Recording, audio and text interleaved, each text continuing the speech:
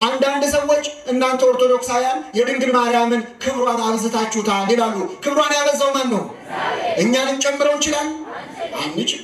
ፀሐይኛ ብንሞቃትም ባንሞቃትም ሙቀቷ ይጨምራል ይቀንሳል? አይጨምርም አይቀንስም። እመቤታችን በምድር ካሉ ሁሉ እንደርሷ አይነት ትሁት ሰው የለም። እግዚአብሔር የሰውን ነፃነት አይነካ። ከእርሷ ተጸንሶ ለመወለድ ይቅርና ለማዳን እንኳን እግዚአብሔር አስፈቅዶ ነው። ልትድን ትወዳለህ አላለውም? ያንን በሽተኛ ፍቅሯ ለተሰጠው ሰው ስለሷ ቢናገር ቢዘምር አይጠግምም። ፍቅሯ የሌለው ሰው ደግሞ እንደው ለትንሽ ደቂቃው ይንገሸገሻል። ስጦታ ካልሆነ በቀር ግን እመቤታችንን ማመስገን ይቻላል? አይቻልም። አባቶቻችን በሁሉ ነገራቸው ወላዲተ አምላክን ከፍ ከፍ ያደርጉ ያከብሩ ነበር። የሰውነት መለኪያ ነው ድንግል ማርያምን መውደድ በእውነት።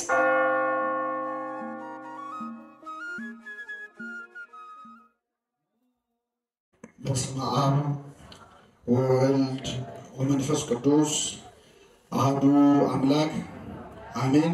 እናማት በሁላችን በስመ አብ ወወልድ ወመንፈስ ቅዱስ አሐዱ አምላክ አሜን። በስመ አብ ወወልድ ወመንፈስ ቅዱስ አሐዱ አምላክ አሜን። ክርስቶስ ተንሥአ እሙታን አሰሮ ለሰይጣን ሰላም ኮነ። ብፁዓን አበው ሊቃነ ጳጳሳት፣ ምዕመናን ምዕመናት በድጋሚ እንደምንቆያቸው አሜን። በምህረት በቸርነቱ እስከዚህ ያቆየን የአባቶቻችንን ቡራኬ እንድንቀበል የረዳን አምላካችን በድጋሚ ስሙ የተመሰገነ ይሁን። በሚኖረን አጭር ጊዜ በሉቃስ ወንጌል ምዕራፍ 1 ከቁጥር 38 ላይ ተጽፎ የሚገኝን የመጽሐፍ ቅዱስ ኃይለ ቃል መነሻ አድርገን ስለ እናታችን ስለ እመቤታችን ስለ ወላዲተ አምላክ እንማራለን። እግዚአብሔር አምላካችን በቸርነቱ እንዲያስተምረን እንዲመክረን ምስጢሩን ጥበቡን እንዲገልጥልን የእርሱ ቅዱስ ፈቃድ ይሁንልን። እነሆኝ የጌታ ባሪያ በሉ እስኪ እንደ ቃልህ ይደረግልኝ። ይህንን ቃል መነሻ አድርገን ስለ እመቤታችን እንማራለን። ስለ ድንግል ማርያም ለማስተማር ገና ሳስብ ይላል ቅዱስ ሳዊሮስ ዘአንጾኪያ የተባለ ቤተክርስቲያናችን ሊቅ ስለ ድንግል ማርያም ላስተምር ገና ሳስብ አንድ የመጽሐፍ ቅዱስ ቃል በአይነ ህሊናዬ ይመጣል ይላል። ይህ ቃል ምንድነው? ሙሴ በሲና ተራራ ላይ ሳለ በአንዲት ዛፍ ላይ እሳት ሲነድባት እሳቱ ዛፏን ሳያቃጥላት ዛፏም እሳቱን ሳታጠፋው ተመልክቶ ነበር። ይህ ራእይ ባየ ጊዜ እንዴት የዛፍ እሳት እየነደደበት እንዴት አልተቃጠለም? ይህንማ ማየት አለብኝ ብሎ ሙሴ ወደ ዛፉ አቅጣጫ ሲቀርብ እጅግ የሚያስደነግጥ የሚያስፈራ ድምፅ ከዛፉ አቅጣጫ ተሰማኝ ነው። ይህ ቃል ምን ይላል? ሙሴ ሙሴ ሆይ ወደዚህ አትቅረብ፣ የቆምክባት ስፍራ የተቀደሰች ናትና በመጀመሪያ ጫማህን ከእግርህ ምን በል አውልቅ የሚል ቃል ነው። ቅዱስ ሳዊሮስ ምን ይላል? ሙሴ ወደዚያች እሳት ወደ ነደደባት ዛፍ ሊቀርብ ሲል ወደዚያ አትቅረብ እንዳለው እኔም መለኮትን ስለተሸከመችው ስለ ድንግል ማርያም ለማስተማር ገና ወደ እርሷ ሐሳቤን ቀረብ ሳደርግ ወደዚያ አትቅረብ፣ መጀመሪያ የኃጢአትህን ጫማ ከእግርህ አውልቅ የሚለኝ ይመስለኛል። በእውነት ምዕመናን እነ ቅዱስ ሳዊሮስ ስለ ድንግል ማርያም መናገር የማይገባቸው ከሆነ ለእኛ ለኃጢአተኞቹ ይገባናል እንዴ? አይገባም። ለዚህ ነው አባቶቻችን ስለ እርሷ መናገር የሚቻለው እንደምን ያለ አንደበት ነው፣ አስቦትስ ሊደርስበት የሚቻለው እንደምን ያለ ህሊና ነው ይላሉ። ቅዱስ ዮሐንስ ዘደማስቆ የተባለ ሊቅ ደግሞ ድንግል ማርያምን ለመግለጽ መሞከር ማለት አንድ ሰዓሊ ፀሐይን ከነ ሙቀቷ ከነ ብርሃኗ ለመሳል መሞከሩ ማለት ነው። ፀሐይን መሳል ይቻላል፣ ከነ ሙቀቷ መሳል ይቻላል? አይቻልም። ስለዚህ እንደው ከበረከቷ ለመሳተፍ በምትኖረን አጭር ጊዜ ስለ እመቤታችን እንማራለን። እግዚአብሔር በቸርነቱ እንዲያስተምረን ቅዱስ ፈቃዱ ይሁንልን። የመጀመሪያው ምዕመናን እኛ ኦርቶዶክሳውያን ድንግል ማርያምን እንወዳታለን፣ ከፍ ከፍ እናደርጋታለን። ይህንን ስናደርግ አንዳንድ ሰዎች እንደው ትንሽ አልበዛም ወይ? ለድንግል ማርያም የምታሳዩት ፍቅር የምትሰጡት ቦታ እንደው ትንሽ ከፍ ያለ አይመስላችሁም ወይ ከመጠኑ ብለው የሚጠይቁ ሰዎች አሉ። ከውጭም ውስጥም ሆኖ እንደው ትንሽ የማይዋጥለት ሰው አይጠፋም። እና የሞተላችሁ የተሰቀለላችሁ ደሙን ያፈሰሰው ክርስቶስ አይደለ ወይ? ይህንን ያህል ቦታ ለድንግል ማርያም ለምን ትሰጣላችሁ ብለው የሚጠይቁ ሰዎች አሉ። ስለዚህ ምዕመናን መጀመሪያ የምንመለከተው እመቤታችን በእኛ መዳን ያላት ድርሻ ምንድን ነው? እኛ እንድንድን የድንግል ማርያም መኖር ምን ያህል አስፈላጊ ነው? ይህን እንመለከታለን። ሁለተኛው ምዕመናን አንዳንድ ሰዎች ደግሞ እመቤታችንን ያከበሩ መስሏቸው ለነገሩ መከበር ይገባታል፣ ምንም ቢሆን እኮ አምላክን የወለደችው የሚሉ ሰዎች አሉ። እየሰማችሁ ነው? አሁን እኛ አምላክን ወለደችው የሚለውን አንቃወምም፣ ግን ምንም ቢሆን የሚለውን አባባል አንደግፈው። አባቶቻችን ምሳሌ ሲመስሉ ምን ይላሉ መሰላችሁ? ጦጣ ከዛፍ ላይ ወጣች እና ዛፍ ላይ ሆና ድንገት ጅብ መጣባት። ያው እንደምታውቁት ጦጣና ጅብ ደግሞ ይዋደዳሉ እና መጥቶ ጅቡ ጦጣዋን ነይ ወረጂ አልበላሽም ብሎ ጠራት። ጦጣዋ ምን አለች ይባላል? አልበላሽም ምን አመጣዋለች? ወረጂ በቃል አይበቃም። ውስጡ ምን የማድረግ ሐሳብ ስላለ አንዳንድ ሰዎች ምንም ቢሆን እኮ መከበር አለባት ሲሉ ምንም ቢሆን ምን አመጣው? ስለዚህ ሁለተኛው ምዕመናን በጣም ማስተዋል ያለብን እርግጥ ድንግል ማርያም አምላክን ወልደዋለች፣ በመውለዷም ከፍ እናደርጋታለን። ነገር ግን እመቤታችን ቅድስና ያገኘችው ክብርን ያገኘችው አምላክን ከወለደች በኋላ አይደለም። ቅድስ የሆነችው አምላክን በመውለዷ ሳይሆን አምላክን የወለደችው ምን ሆና በመገኘቷ ነው። ቅድስት ሆና በመገኘት አባ ሕርያቆስ ምን ይላል? እግዚአብሔር አብ በሰማይ ሆኖ ተመለከተ፣ ተነፈሰ፣ አሻተተም፣ እንዳንቺ ያለ አላገኘም፣ የአንቺን መዓዛ ወደደ፣ የሚወደውን ልጁን ወደ አንቺ ሰደደ ይላል። እግዚአብሔርን የማረከ ቅድስና፣ እግዚአብሔርን የሳበ ንጽህና በእመቤታችን ላይ ተገኝቷል። ምንድነው እግዚአብሔር ሌላው ላይ ያጣው ድንግል ማርያም ላይ ያገኘው ነገር ምንድነው? እንደው ከብዙ ጥቂቱ ባጭሩ እንማራለን። እነዚህ ሁለት ነገሮች እንመለከታለን። እግዚአብሔር በቸርነቱ እንዲያስተምረን ቅዱስ ፈቃዱ ይሁንልን። የመጀመሪያው ምዕመናን እመቤታችን በእኛ መዳን ውስጥ ድርሻ አላት ወይስ የላትም የሚለውን ጥያቄ ለመመለስ አንድ ጥያቄ ለእናንተ ላቅርብላችሁ። እመቤታችን ቅድስት ድንግል ማርያም አምላክን ከመጽነሷና ከመውለዷ በፊት አምላክን እንደምትወልደው አስቀድሞ ተነግሯታል ወይንስ ጽንሱን አይታ ነው ያወቀችው? ተነግሯታል አልተነገራት? ማን ነው የነገራት?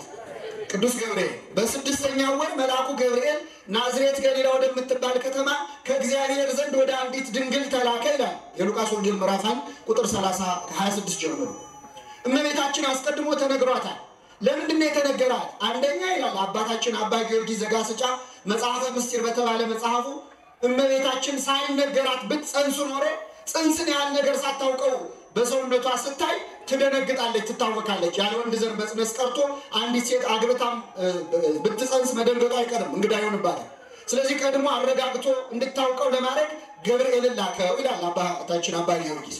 ሁለተኛው ምክንያት ግን ምዕመናን እግዚአብሔር የሰውን ነፃነት አይነካም። ከእርሷ ተጸንሶ ለመወለድ ይቅርና ለማዳን እንኳን እግዚአብሔር አስፈቅዶ ነው። ልትድን ትወዳለህ አላለውም ያንን በሽተኛ? እግዚአብሔር የሰው መብት አይነካም። ስለዚህ ቅዱስ ገብርኤልን ላከው። በስድስተኛው ወር ገናናው መልአክ ከእግዚአብሔር ዘንድ ወደ አንዲት ድንግል ተላከ። የድንግሊቱም ስም ማርያም ነበረ ይላል። ተመልከቱ፣ ብሉይና ሐዲስ ይነጋገራሉ። ትንቢተ ኢሳይያስ ምዕራፍ 7 ቁጥር 14 ላይ እነሆ ድንግል ትጸንሳለች፣ ወንድ ልጅ ምን ትላለች ተብሎ ነበረ። አሁን ሉቃስ ደግሞ የድንግሊቱ ስም ማን ነበረ አለ? ማርያም ነበረ። ያቺ ድንግል ተብሎ ትንቢት የተነገረላት ስሟ ማርያም ነው አለ። ገብርኤል ወደ እርሷ ገባ፣ ከፊቷ ቆሞ። ልብ አድርጉ ምዕመናን፣ እመቤታችን አምላክን ስትጸንስ 15 ዓመቷ ነው። በአንዲት የ15 ዓመት የናዝሬት ገሊላ ብላቴና ፊት ከሰባቱ ሊቃነ መላእክት ገናናው መልአክ መላእክት ቀደምት ይላል ከዋነኞቹ አለቆች ቅዱስ ገብርኤል በታላቅ ፍርሃት አደግድጎ ቆሞ ሰላምታ አቀረበላት። ጸጋን የተሞላሽ ሆይ ምን ይበልሽ አላት? ደስ ይበልሽ አላት እመቤታችን። ምዕመናን ገብርኤል አመሰገናት። ጸጋን የተሞላሽ ሆይ ደስ ይበልሽ። ትልቅ ሰላምታ ነው። ገብርኤል ቀጥታ መጥቶ ወደ ጉዳዩ አልገባም። ማርያም ሆይ ትጸንሻለሽ አላለም፣ ትወልጃለሽ አላለም። ከጉዳዩ በፊት ሰላምታ ይቀድማል። አደግድጎ በፊቷ ቆሞ ምስጋና አቀረበ። ጸጋን የተሞላሽ ሆይ ምን ይበልሽ አላት? ደስ ይበልሽ አላት። ምዕመናን ገብርኤልን የላከው ማን ነው? እግዚአብሔር። ገብርኤል የሚናገረው ማን ተናገር ያለውን ነው። ስለዚህ ጸጋን የተሞላሽ ሆይ ደስ ይበልሽ የሚለው ምስጋና ገብርኤል ይናገረው እንጂ ከማን የተላከ ነው ማለት ነው? ሄደህ ንገራት ብቻ አይደለም አረጋግተህ ንገራት ተብሏል። ስለዚህ በፊቷ ቆሞ ጸጋን የተሞላሽ ሆይ ደስ ይበልሽ አለ። ምን ማለት ነው ጸጋን የተሞላሽ? ምዕመናን ቅዱስ ጳውሎስ የጸጋ ስጦታ ልዩ ልዩ ነው ይላል። መንፈስ ቅዱስ ግን አንድ ነው ይላል። የየሰው ጸጋ የተለያየ ነው። ለአንዱ የመጸለይ፣ ለአንዱ የመዘመር፣ ለአንዱ የማስተማር፣ ለአንዱ የመማር፣ ለአንዱ በጋብቻ ተወስኖ ወልዶ ከብዶ መኖር፣ ለአንዱ በድንግልና ጸንቶ መኖር ይሰጠዋል።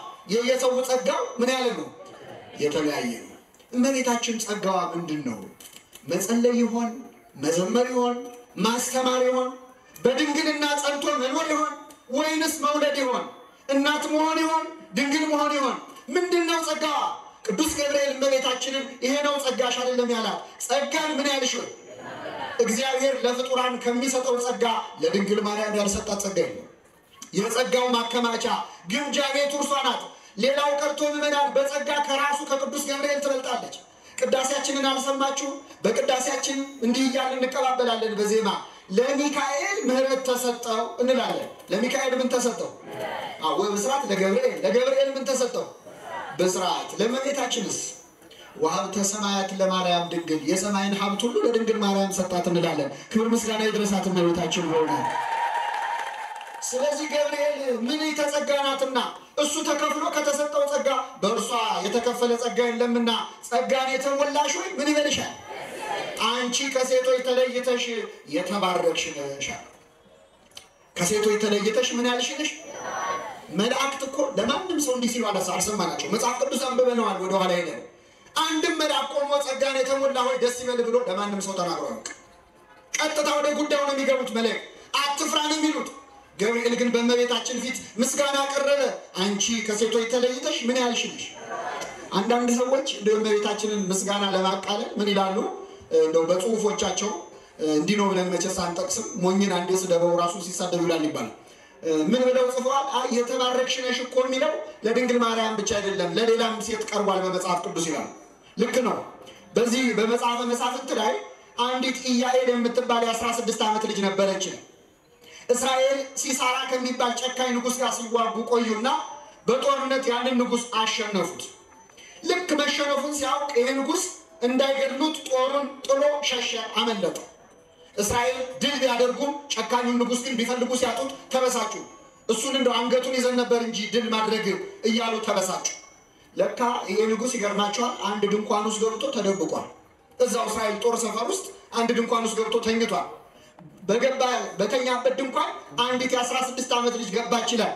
ስትገባ አገር የሚፈልገውን ንጉስ ተኝቶ አገኘችው።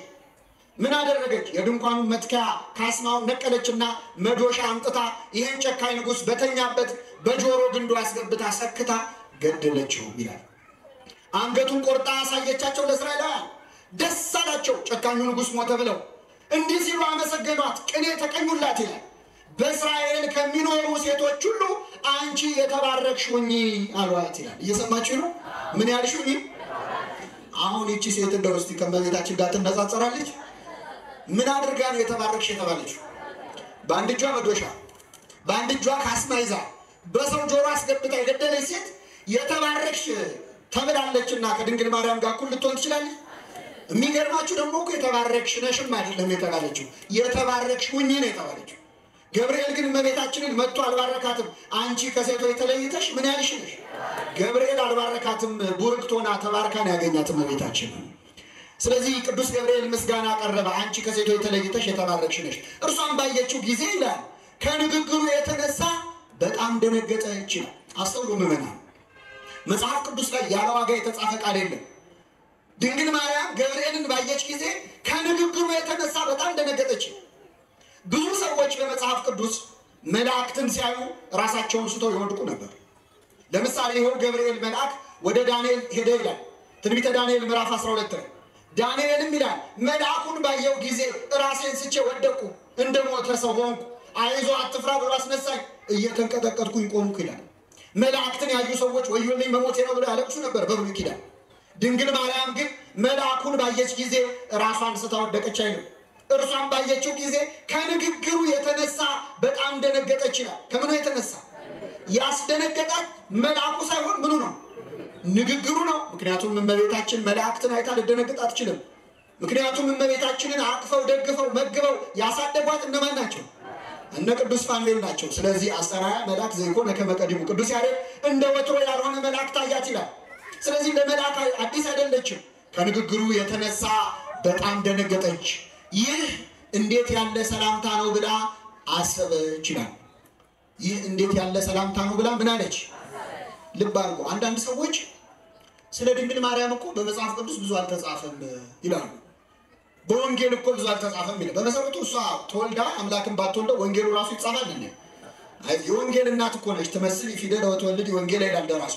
ወንጌልን የወለደች ነች። ወንጌል የሚያወራው ስለ ክርስቶስ ነው። ድንግል ማርያም የወለደችው ማንን ነው? ስለዚህ ክርስቶስን ስትወልድ ወንጌልንም የወለደችው። ግን ይህ ብቻ አይደለም ምዕመናን። በመጽሐፍ ቅዱስ እመቤታችን የተናገረችው ያደረገችው ብቻ ሳይሆን ያሰበችው ሳይቀር ተጽፏል። ይህ እንዴት ያለ ሰላምታ ነው ብላ ምን አለች? አሰበች ይላል ቅዱስ ሉቃስ። ተናገረች አይደለም፣ አሰበች። ሐሳቧን ጽፎታል መንፈስ ቅዱስ ገልጦለት። አንዴ ብቻ እንዳይመስላችሁ። ከዚሁ በኋላ የሉቃስ ወንጌል ላይ 2 ቦታ ታገኛላችሁ። ማርያምም ይህን ነገር ሁሉ በልቧ እያሰበች ምን ትለው ነበር? ተጠብቀው ነበር ይላል። ሐሳቧ ድረስ ገብተው ጽፏል። እኛ ታምሯን ብንጽፍ በእውነት ማን ይከለክለናል? ሐሳቧ ሳይቀር በመጽሐፍ ቅዱስ ተጽፏል።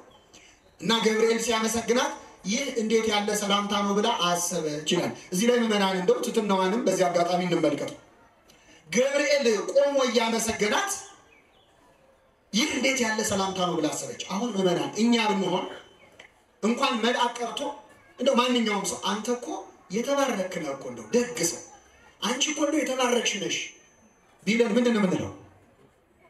አላችሁ የተባረክሽ ነህ ቢለን ምንድን ነው የምንለው? ኧረ አይገባም አትሉ ትላላችሁ አትሉ? ኧረ አይገባም እንላለን። በሆዳችን ደግሞ አነሰ እንላለን። ላይላውን ምስጋናውን የማንፈልገው ይመስላል። ውስጣችን ምስጋናውን ይፈልጋል አይፈልግም? ድንግል ማርያም እኛ የምናደርገውን መግደርደር አይደለም የተናገረችው።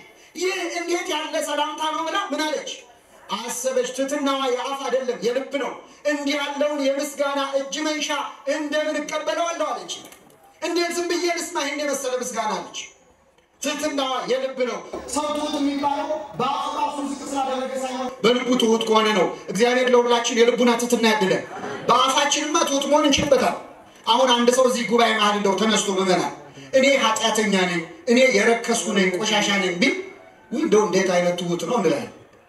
ግን እዚህ ቆሞ እኔ የረከስኩ ነኝ ያለውን ሰውዬ ከዚህ ቤተክርስቲያን ሲወጣ ውጭ ጠብቃችሁ አንተ ርኩስ ናስቲ ብትሉት አቤት ይላል፣ ይጣላል አይደል እንዴ? ትሕትናው የአፍ ነው እንጂ የልብ አይደለም። ቅዱስ ዮሐንስ አፈወርቅ ምን አለ? ትሑት የሚባለው ኃጢአተኛ ነኝ የሚል ነው እንጂ ሚል ሳይሆን ኃጢአተኛ ነህ ብለው ሲሰድቡት የሚታገስ ነው ይላል። ለሁላችን ይህን ትሕትና ያድለን። ይህን ጊዜ ገብርኤል መለሰላት ስትፈራ እመቤታችን እንዴት ልቀበለው ሰላምታውን ስትል አንቺ ከሴቶች ተለይተሽ የተባረክሽ ነሽ የሚለው ከበዳት። እሱ ግን ጨመረበት ቅዱስ ገብርኤል ማርያም ሆይ አትፍሪ፣ በእግዚአብሔር ፊት ሞገስን አግኝተሻልና አለ። በማን ፊት? ምዕመናን እመቤታችን ክብር ሞገስ ያገኘችው በማን ፊት ነው? አንዳንድ ሰዎች እናንተ ኦርቶዶክሳውያን የድንግል ማርያምን ክብሯን አብዝታችሁታል ይላሉ። ክብሯን ያበዛው ማን ነው? እኛንም ጨምረው እንችላለን? አንችል። ፀሐይኛ ብንሞቃትም ባንሞቃትም ሙቀቷ ይጨምራል ይቀንሳል? አይጨምርም አይቀንስም። ድንግል ማርያም እኛ ብናከብራትም ባናከብራትም በማን የተከበረች ነች? ክብር ምስጋና ይድረሳት እመቤታችን። በእውነት አትፍሪ። የሰው ምስጋና ምን ያደርግልሻል? የሰው ሞገስ ምን ያደርግልሻል? በማን ፊት ሞገስ አግኝተሻል? በእግዚአብሔር ፊት ሞገስ አግኝተሻል። እነሆ ትጸንሻለሽ፣ ወንድ ልጅም ትወልጃለሽ፣ ስሙንም ኢየሱስ ትይዋለሽ አለ ቅዱስ ገብርኤል። ማን ትይዋለሽ? እኛ ኢየሱስ የሚለውን ስም የሰማነው ከመጋቤ ሐዲስ ከቅዱስ ገብርኤል ነው። ለዓለም ኢየሱስ የሚለውን ስም ያመጣው ሰባኪ እሱ ነው። አንዳንድ ሰዎች የገብርኤልን በዓል ስናከብር ሲያዩ እንደ ኢየሱስን አታውቁትም ወይ ገብርኤልን ለምን ታከብራላችሁ ይላሉ። ደግሞ ለገብርኤል ኢየሱስን ሊያስተዋውቁ ማለት ነው። ለዓለም ኢየሱስ የሚለውን ስም ያመጣው ማን ነው? ስለዚህ አንድ ሰው ኢየሱስን ለማወቅ መጀመሪያ ገብርኤልን ማወቅ አለበት። ገብርኤልን የማያውቁ ኢየሱስን ሊያውቁ አይችሉም። ስሙንም ኢየሱስ ትይዋለሽ፣ እርሱም ታላቅ ነው፣ የልዑል ልጅ ይባላል። ጌታ አምላክ የዳዊት የአባቱን ዙፋን ይሰጠዋል፣ በያዕቆብ ቤት ላይ ለዘላለሙ ይነግሣል፣ ለመንግስቱም ምን የለውም ፍጻሜ የለውም ማለት ንጉሥ ትወልጃለሽ፣ የዘላለም ንጉሥ አላት። አሁን እመቤታችን ልትናገር ነው። ምዕመናን እስካሁን አልተናገረችም፣ ዝም ብላ ነበር፣ በልቧ ነበር ስታስብ የቆየችው። አሁን የመጀመሪያ ቃሏን ልንሰማው ነው። ምን ትል ይሆን ምዕመናን? ተናግሮ የማያውቅ ሰው እኮ የሚናገረው ሲብስበት ነው። እንደው አላስችል ሲለው ነው እስካሁን ዝም አለች። አሁን ግን ተናገረች። ወንድ ስለማላውቅ ይህ እንዴት ይሆናል አለች። ማባይቴ ረከብኮ ዘከመዝ ብስራተ ዘእንበለ ዘር ምድር ቶተ ወዘእንበለ ምት ድንግል ጽንሰተ ሊቃውንት ሲያብራሩት ወንድ ስለማላውቅ እንዴት ይሆናል ማለቷ መሬት ዘር ሳይዘራባት አታበቅልም፣ ሴትም ሳታገባ ያለ ወንድ ዘር አትወልድም፣ ከየት አመጣኸው ብላ ቅዱስ ገብርኤልን ስለ ድንግልናዋ ጠየቀችው። የድንግልናስ ነገር አለች እመቤታችን። ለዚህ ነው ድንግል ማርያም ምንላት አንዳንድ ደፋሮች እንደሚሉት እንኳን ተራሰው ለመውለድ ብላ ድንግልናዋን ልታጣ ይቅርና እመቤታችን አምላክን ትወልጃለሽ እያላት እንኳን ወንድ ስለማላውቅ እንዴት ይሆናል አለች። የድንግልናስ ነገር አለች። ደስ የሚል ነገር ግን ልንገራችሁ ምእመናን፣ እሷ ሐሳቧ ድንግል ሆኖ መኖር። ልታገባ አንድ ወር የቀራት ሴት አሁን ትወልጃለሽ ልትባል ወንድ ስለማላውቅ እንዴት ይሆናል ትላለች። የልጁ ስሙ ማን ነው የምትለው አይደል? ምግቡ አመጋገቡ እንዴት ነው የምትለው እንደ ሶምሶን እናት። እመቤታችን ግን አግብቶ ወልዶ የመኖር ሐሳብ በልቧ የለም። ስለዚህ እንዴት ይሆናል አለችው። ደስ የሚያሰኘው ምእመናን የእሷ ሐሳብ ድንግል ሆኖ መኖር ነው። የእግዚአብሔር ሐሳብ ከእሷ መወለድ ነው። ሁለቱንም ሐሳብ ፈጽመው እሱም ከእሷ ተወለደ፣ እሷም ለዘላለም ምን ሆና ኖረች? ክብር ምስጋና ይድረሰው እግዚአብሔር። እናትም ድንግልም አደረጋት። እናትም ድንግልም እሷ አምላክም ሰውም አይደል እንዴ? እናትም ድንግልም አብ ልጁ ምልክት አደረገች ይላል ቅዱስ ኤፍሬም ሶርያ። እና እንዴት ይሆናል አለችው ገብርኤልን። ቅዱስ ገብርኤል ተጨነቀ። ገብርኤል እኮ ሉቃስ ወንጌል ምዕራፍ 1 ላይ ዘካርያስን ሊያበስር ሄዶ ጥያቄ ሲበዛበት እንዴት ይሆናል ሲለው ዲዳ አድርጎት ነው የመጣው። እንዴት ምልክት ስጠኝ ሲለው ምልክት ከፈለክ ይኸው አንደበትን ዘግቼዋል። እንዴት የተዘጋው የሚስቴ ማህፀን ይከፈታል ሲለው አንደበትን ዘግቼዋለሁ፣ አንደበት ይከፈታል፣ የተዘጋው ማህፀን ምን ይላል? ይሄ ነው ምልክቱ ብሎታል። እመቤታችንን ግን አንደበቷን መዝጋት ቀርቶ የቁጣ ቃል እንኳን አልተናገረም። ምክንያቱም ከሷም በፊት ከሷም በኋላ ያለ ወንድ ዘር አግብተው የወለዱ ሰዎች የሉ። ስለዚህ ቅዱስ ገብርኤል ማስረዳት ጀመረ። መንፈስ ቅዱስ ይጸልልሻል፣ የልዑል ኃይልም ያድርብሻል፣ ከአንቺ የሚወለደው ቅዱስ የእግዚአብሔር ልጅ ይባላል። ይኸው ዘመድሽ ኤልሳቤጥ ካረጀች በኋላ ጸንሳለች፣ መካን ትባል ለነበረች ለእርሷ ስንት ወር ሆኗታል አለ። ይሄን ማስረጃ አይሆንም። ምክንያቱም ኤልሳቤጥ የጸነሰችው ከባሏ ነው። ድንግል ማርያምን ግን ትጸንሻለሽ እያለ ያለው ያለ ወንድ ዘር ነው። ገብርኤል ወዲህ ቢል ወዲያ ቢል ማስረጃ አጣ። መጨረሻ ምን አላት መሰላችሁ? ለእመቤታችን ለእግዚአብሔር ምን የሚለው የለም አይሻልም? አዎ ሌላ ማስረጃ ከመፈለግ ለማን የሚሳነው የለም ማለት ይሻል። ሰዎች ጥያቄ ካበዙባችሁ ድንግል ማርያም እንዴት በጠበሏ በእምነቷ እንዴት ፈወሰች፣ እንዴት ዳናችሁ፣ እንዴት እንዲሆናችሁ ካሏችሁ ለእግዚአብሔር በሏቸው። ከዚህ በኋላ ጥያቄ ከቀጠሉ እነዚህ ሰዎች በእግዚአብሔር አምኑ፣ ጊዜያችሁን አታጥፉ። ለእግዚአብሔር ምሳሌ የለም ሲላት እመቤታችን እንዲህ አለች፣ እነሆ የጌታ ባሪያ እንደ ቃልህ ይደረግልኝ አለች። ልክ ይህንን ቃል ስትናገር ከሰማየ ሰማያት ከዙፋኑ በብሩህ ደመና እግዚአብሔር ወልድ ተጭኖ መጥቶ በማህፀኗ አደረ። የኛም ድህነት በድንግል ማርያም ማህፀን ውስጥ ተጀመረ ማለት ነው። በመና እመቤታችን ነው እነሆ የጌታ ባሪያ እንደ ቃልህ። አሁን ምእመናን እመቤታችን በእኛ መዳን ድርሻዋ ምንድነው የሚለውን ለማሳየት ነው ሁሉ ያነሳ ነው። ይሁንልኝ የሚለውን ቃል ስትናገር አምላክ በማህፀኗ አደረ። ይህን ቃል ሳትናገረው እንደው ለአንድ ደቂቃ ዝም ብላ ብትቆይ ኖሮ አምላክ ሳይጸነስ ለአንድ ደቂቃ ይዘገይ ነበር። ዝም ብላ ለአንድ ቀን ብትቆይ፣ ለሁለት ቀን ብትቆይ እኛም ሳንድን አምላክም ሳይጸነስ አንድ ሁለት ቀን ይዘገይ ነበር። እንደውም አንዱ ሊቅ ምን አለ መሰላችሁ? ሲኦል ውስጥ የሚሰቃዩ ነፍሳት ገብርኤል ቆሞ ሲያበስራት እዚያው ሲኦል ሆነው ቢታያቸው አለ እዚያው ሲኦል ውስጥ ሆነው እሺ በይ እሺ በይ እሺ በይ እያሉ ይጮህ ነበር አለ። ምክንያቱም የእሷ ይሁንልኝ የሚል ቃል የእኛ ድህነት ማስጀመሪያ ነው።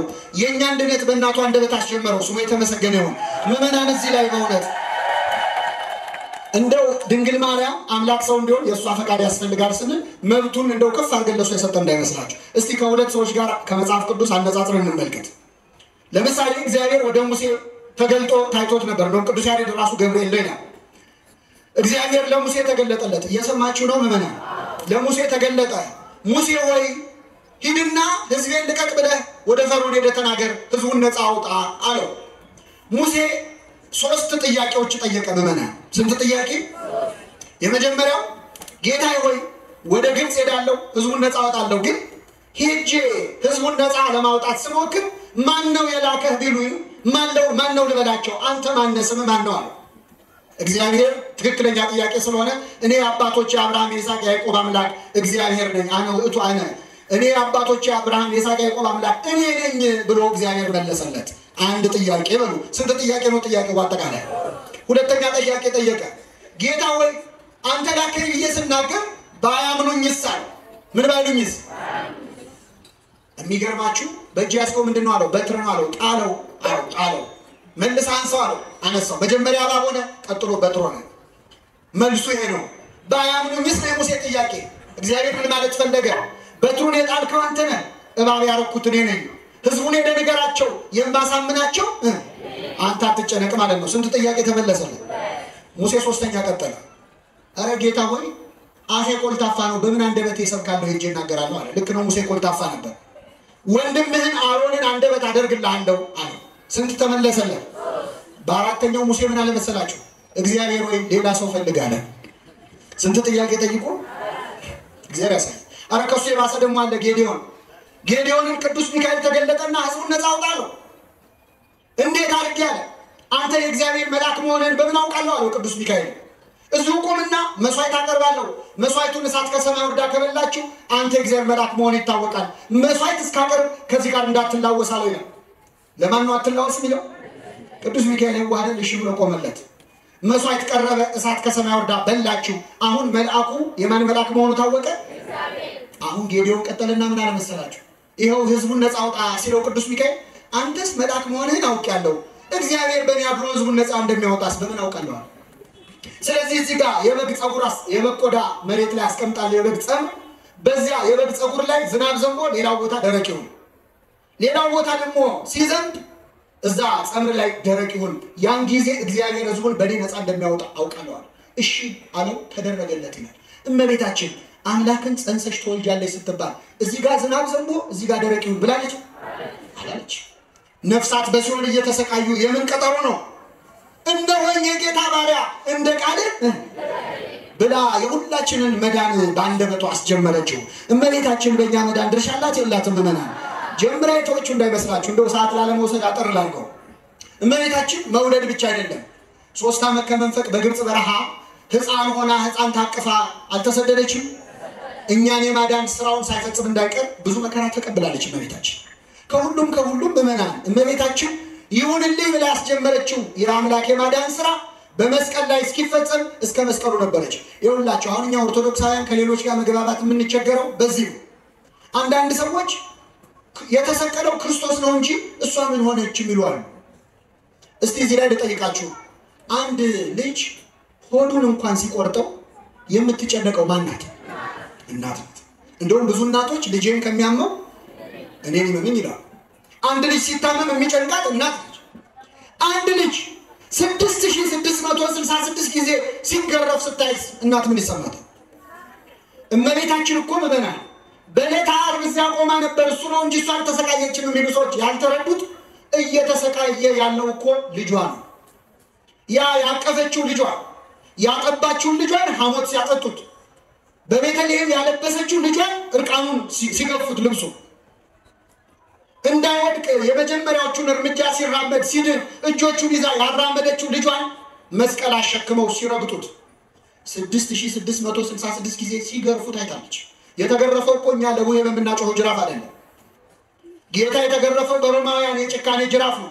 ሰውነቱ ላይ ካረፈ በኋላ ሲነሳ ስጋውን እየነጨ በሚነሳ መግረፊያ ነው የተገረፈው።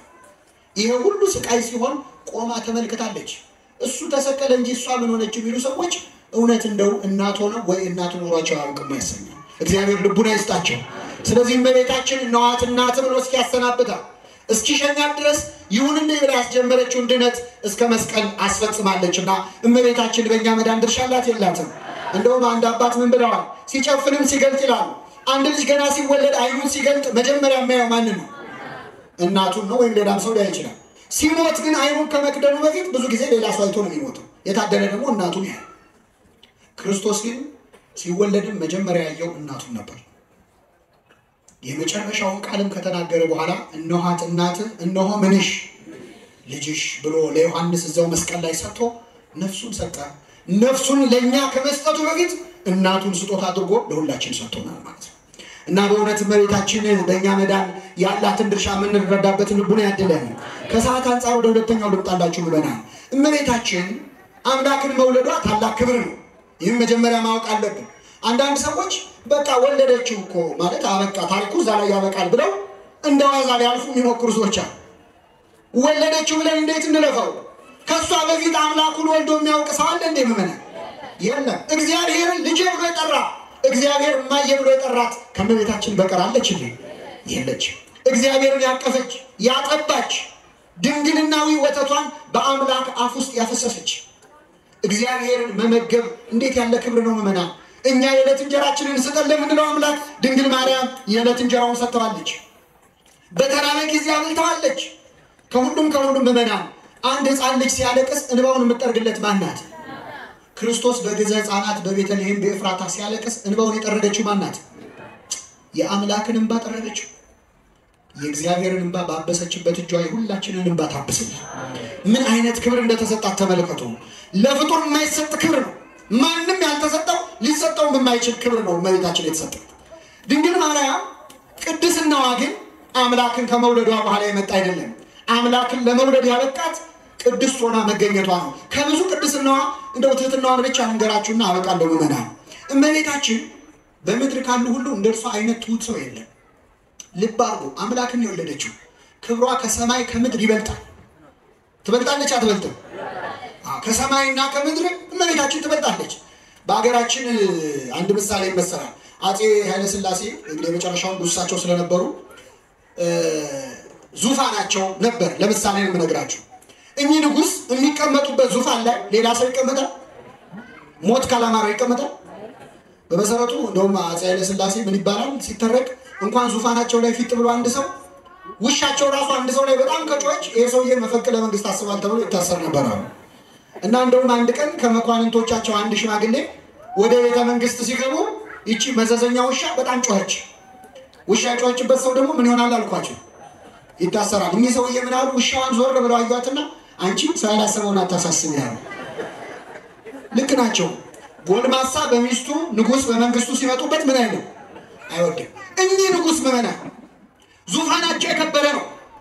እግር መልገጫቸው ትራሱ የከበረ ነው። እዚያ ዙፋን ላይ ሌላ ሰው ወጥቶ ይቀመጣል?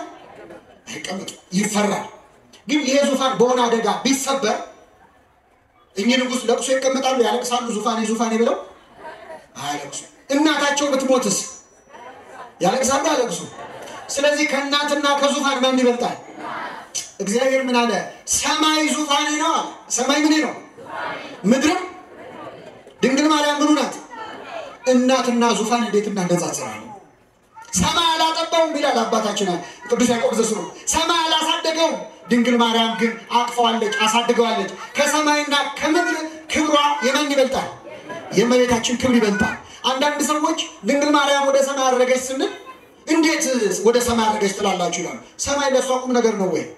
ከሰማይና ከምድር ማን ትበልጣለች? እሷ ወደ ሰማይ በማድረጓ በእውነት እድለኛው ሰማዩ እንጂ እሷ አይደለች። እሱ ያልቻለውን የቻለች ናት። እና ይህን ክብር ይዛ ግን ትሕትናዋ ይደንቃል። ገብርኤል ካመሰገናት በኋላ ይላል በዚያ ወራት ተነስታ ወደ ተራራማው ወደ ኤፍሬም ሀገር ፈጥና ወጣች። ወደ ዘካርያስ ቤት ገብታ ኤልሳቤጥን ተሳለመቻት ይላል። እየሰማችሁ ነው ምመና? አምላክን በማህፀኗ ይዛ ዘመን ለመጠየቅ ወጣች። ልብ አድርጉ። ብዙዎቻችን ክብራችን ሲጨምር ጸባያችን ይቀንሳል። ብዙ ሰዎች ደሞዛቸው ሲጨምር ሰላምታቸው ይቀንሳል። በተለይ ደግሞ መልአክ ቆሞ የሚያመሰግናት ስትሆን አንዲት ሴት መላእክትማ ካመሰገኗት እንኳን መላእክት አመስግነዋት ህልም አየሁ ብለው እኮ ሰዎች እንዴት እንደሚኮፈሱ እናውቃለን። አናውቅም? በህልሜ የሆነ ቀይ ሰው አየሁ ብለው ገና ለገና አልተረጋገጠም። ቅዠትም ሊሆን ይችላል። እንዴት እንደሚሆኑ ገብርኤል ቆሞ የዘመረላት እመቤታችን ግን በዚያ ወራት ተነስታ ዘመን ለመጠየቅ 130 ኪሎ ሜትር ተጓዘች። ብቻዋን። ታቦት እኮ ናት። ታቦት ብቻውን አይደለም። ብቻዋን አጃቢ አልፈለገች። ከገሊላ ናዝሬት እስከ አይነ ከርም አሁን ባለው 141 ኪሎ ሜትር ተጓዘች። ወደ ዘካርያስ ቤት ገባች ይላል። ምዕመናን እንኳን አምላክን ወልዳ አንዲት ሴት ልጅሽ ጠቅላይ ሚኒስቴር ሆኗል ብትባል ዘመድ ትጠይቃለች? አትጠይቅ። እመቤታችን ግን ወደ ኤልሳቤጥ ቤት መጣች። ኤልሳቤጥም ይላል ወደ ኤልሳቤጥ ቤት መጣች። ማርያምም ወደ ኤልሳቤጥ በመጣች ጊዜ በኤልሳቤጥ ላይ መንፈስ ቅዱስ ሞላባት ይላል። ምን ሞላባት? እመቤታችን ወደ ሁላችን ቤት ትምጣልን ብለናል። እስቲ ልል ብላችሁ አመስግኑ። ልክ እመቤታችን ስትመጣ ምን ሞላባት? አይገርምም? አሁን ዛሬ አባቶቻችን ካህናት አሉ እጅ ጭነው ወይ ሜሮን ቀብተው ነው መንፈስ ቅዱስ የሚያሳድሩት። ድንግል ማርያም ግን በሰላምታ ድምፅ ብቻ በኤልሳቤጥ ላይ መንፈስ ቅዱስ ሞላባት ይላል። ወደ ኤልሳቤጥ ቤት የመጣች እመቤታችን ወደ ሁላችን ቤት ትምጣልን። አዎ ኤልሳቤጥን የባረከች ድንግል ማርያም ሁላችንን ትባርከ። እንግዲህ ስለ እመቤታችን በተለይ ለእኛ ለኢትዮጵያውያን መጽሐፍ ገልጦ ከሚያስተምረን ሰው በላይ በእያንዳንዳችን ልቡና ውስጥ በእያንዳንዳችን ሕሊና ውስጥ የእመቤታችን ፍቅር አለ የለም? አለ። አባቶቻችን በሁሉ ነገር ውስጥ ነገረ ማርያምን ጨምረውታል፣ ከተውታል። ሁላችን ስንወለድ እናታችን በምጥ ተይዛ ስትጨነቅ በነበረ ሰዓት ምን እየተባለን የተወለድነው? ማርያም። ልክ እመቤታችን በእውነት ስሟ ተጠርቶ ያ ሕፃን ከተወለደች በኋላ ደግሞ የእናቲቱ ስሟ ወዲያውኑ ነው የሚቀየረው። ወዲያውኑ የማን አራስ ነው የምትባለው? ምን? የማርያም አራስ። ልንጠይቅ ስንገባስ እንኳን ማርያም ምን ትላለች ሴቲቱ? ታኖር ታኖር። ሲወጣስ ዓመት ያደርሳል የሚባል ምንድነው የሚባለው?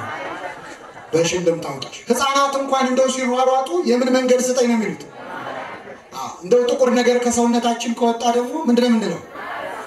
ተመልከቱ። እንደው አንዱ ሰው ምን አለ መሰላችሁ? እንደው ምን አለ አንድ አባት ጋር ቀረበና ምንድነው እናንተ ልጅ ተወለደ ማርያም ሕፃናት ተጫወቱ። አሁን አንዳንድ ሰዎች ልጅ መውለድና ድንግል ማርያም ምን ያገናኛቸዋል ብለው የሚጠይቁ ሰዎች እንኳን ማርያም ማረችሽ ለምን ይባላል?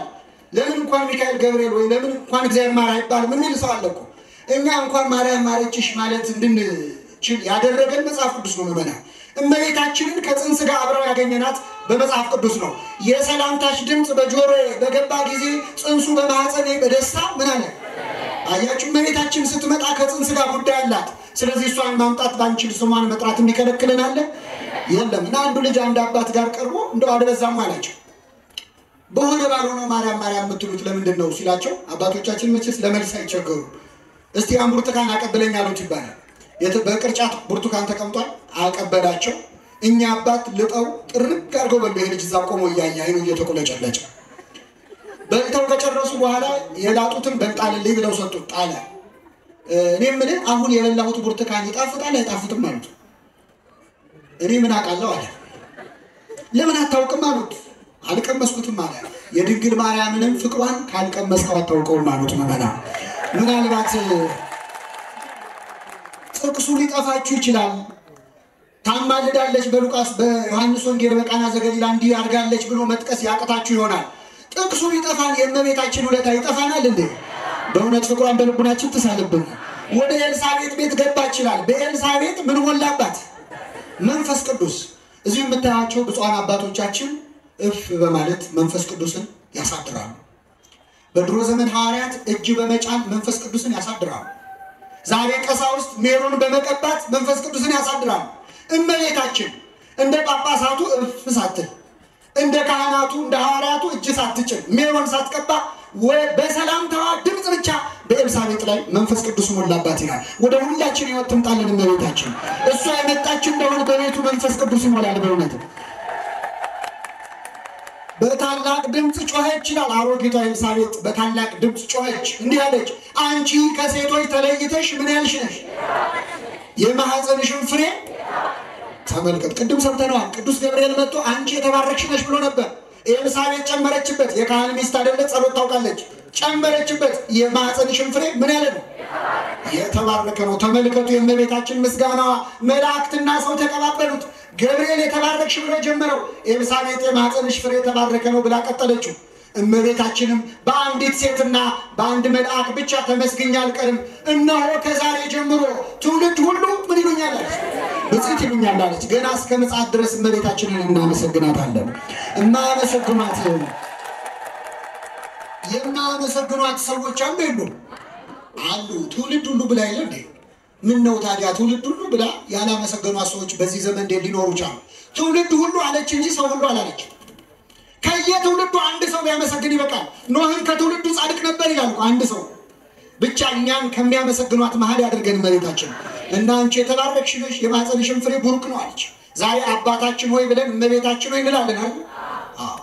ከየት አመጣ ነው? ፈጣሪን ከፍጡር እናትን ከልጅ አብሮ ማመስገን የተማርነው የካህን ሚስት ኤልሳቤጥ መንፈስ ቅዱስ ካስተማራት ስትናገር ሰምተን አንቺ የተባረክሽ ነሽ የማኅፀንሽም ፍሬ ምን ያለ ነው አለቻት። ከዚያ ምን አለች? የጌታዬ እናት አለች። ያክስቷ ልጅ እኮ ነች። ማርያም ልትላት ትችላለች። በፍጹም የጌታዬ እናት ምንትሙ አነ ከመ ትምጽእ ሀቤ እሙ ለእግዚእየ የጌታዬ እናት አንቺ ወደ እኔ ልትመጪ እኔ ማን ነኝ አለች። ምነው ጠፋሽ አላለችም። እንደሌላ ዘመድ በማኅፀኗ ያለው ፈጣሪ መሆኑን አውቃለች። የጌታዬ እናት አለች። እኛ ለዚህ ነው ዛሬ ተነስተን ዝም ብለን ማርያም አንልም። እማ አምላክ እመ ብርሃን ወላዲት አምላክ ነው የምንለው። አምላክን ወልዳ በስሟ አትጠራም።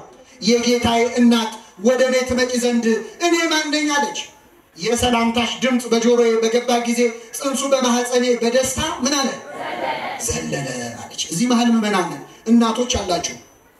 6 ወር 5 ወር የሞላው ጽንስ ሲንቀሳቀስ ሲዘል እናቱ ታውቃለች አታውቅ? ታውቃ። ይሄ ልጅ እየረገጠ ነው ይባላል አይደል? ታዲያ ምኑን እናደንቃለን? ኤልሳቤጥ ብቻ ሳትሆን ማንኛውም ኃጢአተኛ ሴት ጽንሱ ሲዘል ይታወቃታል። ታዲያ ምኑን ነው የምናደንቀው? ማንኛውም ክፉ ሴት ጽንሱ መዝለሉን ማወቅ ትችላለች። ጽንሱ ግን በሐዘን ይዝለል በደስታ ይዝለል ታውቃለች? እስቲ የትኛው አልትራሳውንድ ነው ዛሬ ልጅሽ ደስ ብሎታል የሚል ሐኪም አለ? ጽንሱ ዘለለ አይደለም ያለችው። ጽንሱ በማኅፀኔ በምን ዘለለ? በደስታ ዘለለ። ቅዱስ ያሬድ ሰገደ ብሎ ተርጉሞታል። መጥምቁ ዮሐንስ በእናቱ ማኅፀን ሆኖ ዘለለ። እንደው ቢወጣ ምን የሚል ይመስላችኋል? የጌታዬ እናት ወደ እኔ ትመጪ ዘንድ እኔ ማን ነኝ የሚል አይመስላችሁ?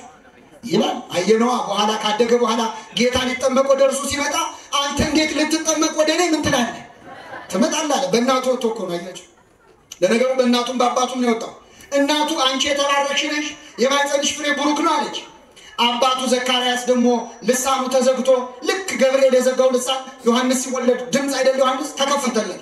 ልክ ሲከፈትለት የእስራኤል አምላክ እግዚአብሔር የተባረከ ይሁናል። ምን ያለ ይሁን? ተመልከቱ። ሁለቱም እናትም አባትም የተባረከ ሲሉ ቆዩ። ዮሐንስ ደግሞ ጌታን ሲያጠምቀው ወልዱ ለቡሩክ ከሳቴ ብርሃን ተሳሃለነ ቡሩክ የቡሩክ ልጅ ብርሃንን የምትገልጥ አቤቱ ይቅር በለን ብሎ የበረከት ንግግር ተናገረ። የነ ዘካርያስን የነ ዮሐንስን የቤታቸውን በረከት ለሁላችን ያደርግልን። እንደው ምዕመናን ስናጠቃልለው ስለ እመቤታችን ስንማር ብንውል ብናደር ይበቃል እንዴ? አይበቃም። ለሚወዳት የእመቤታችን ፍቅር በእውነት ለሁላችን ይሰጠንና ፍቅሯ ለተሰጠው ሰው ስለሷ ቢናገር ቢዘምር አይጠግምም። ፍቅሯ የሌለው ሰው ደግሞ እንደው ለትንሽ ደቂቃው ይንገሸገሻል። ስጦታ ካልሆነ በቀር ግን እመቤታችንን ማመስገን ይቻላል? አይቻልም። አባቶቻችን በሁሉ ነገራቸው ወላዲት አምላክን ከፍ ከፍ ያደርጉ ያከብሩ ነበር። የሰውነት መለኪያ ነው ድንግል ማርያምን መውደድ። በእውነት በአባቶቻችን ትምህርት አንድ ወጣት ወደ አንድ አረጋዊ አባት ሄደና ምን አላቸው? መጽሐፍ እያነበቡ ነው። ድንግል ማርያም እኮ እንደኛው ሰው ናት አላቸው። እየሰማችሁ?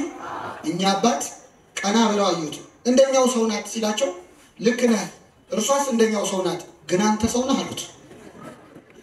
ሰው ለመሆን ራሱ መስፈርት አለ የለውም? ልጅ ሆይ ምኑን ይላል መጽሐፍ ቅዱስ? ሰው ሁን ይላል። ሰው ለመሆን መስፈርት አለ። እውነት ለመናገር እመቤታችንን እናቴ ማለት መቻል አንዱ የሰውነት መለኪያ ነው። አንድ ጥቅስ ልንገራችሁና አበቃለሁ። ምዕመናን ሰው በሉ እስኪ ከኔ ጋር እናታችን ጽዮን ይላል። ማን ነው እናታችን ጽዮን የሚለው? እናታችን ጽዮን የማይልስ የሰማነውን በልቡናችን ያሳድርብን።